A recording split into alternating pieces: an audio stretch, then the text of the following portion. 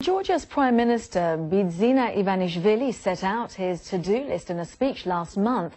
He could have been forgiven if he felt a pang of regret that he'd taken on the job in the first place. His priorities, he said, were democratic values, human rights, EU and NATO membership, mending ties with neighbouring countries, establishing the rule of law, a free judiciary and a free media. So how's he doing? We're joined by Davith Usufashvili, Chairman of the Georgian Parliament. Thank you very much for coming in to speak to us. It's a very long list. How is the Prime Minister doing with it? It is very long but very necessary list in order to make Georgia prepared to join wider Europe. We started this job 23 years ago when Georgia became independent, but because of a number of problems, including occupation of our territories by Russia, we had to continue this process now after parliamentary elections of October 1st. Before 9 years, President Saakashvili and his team governed the country. They achieved some progress, but the areas the Prime Minister Ivanishvili identified are still challenging for my country. We need to finish our work. List is ambitious, but we are determined to continue. And one of these items on the list is joining, as you said, the international community. But the international community is expressing concern about the Georgian government for using the judiciary to target political opponents. Now, of course, I'm speaking about the former Prime Minister and the former Healthcare Minister who have been charged and arrested. International community is eager to see Georgia within its frameworks. I am coming from Brussels and we are completing negotiations on association agreement with the European Union. In the next week, NATO Atlantic Council will visit Georgia and we will have very important talks.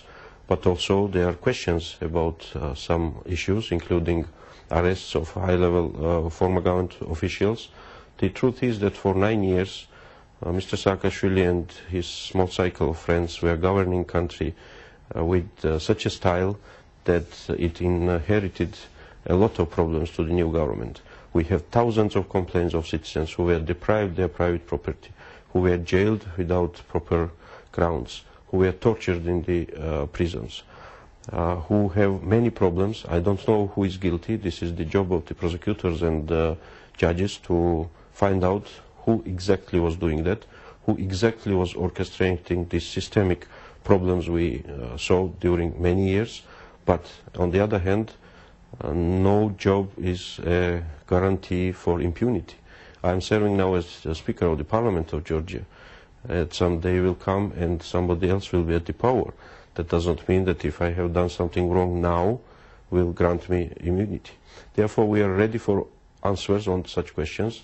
We requested from OSCE ODIHR and we got the special mission which is monitoring every single high-profile court trial. We asked the European Union and they sent one of the most prominent human rights activists, Mr. Hammerberg, who was High Commissioner of Human Rights of the Council of Europe.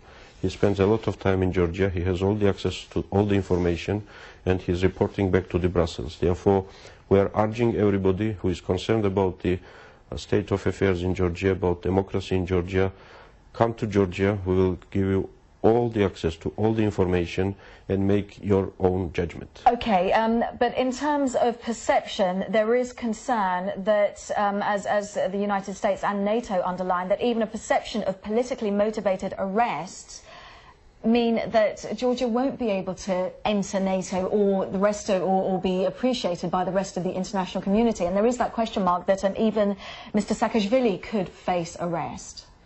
I don't think so that Mr. Saakashvili could face arrest. So those charges about allegations that he used money to buy Botox, these kind of allegations that are, well, that won't happen. There's unfortunately a lot of things are coming up, and a lot of things which were hidden is becoming public, and a lot of misuse of public funds and misuse of power is becoming available for the public. We are interested to govern the country and to lead the country to better life, to European Union, to NATO. We are interested to solve the social problems. Half of the population are poor in the country.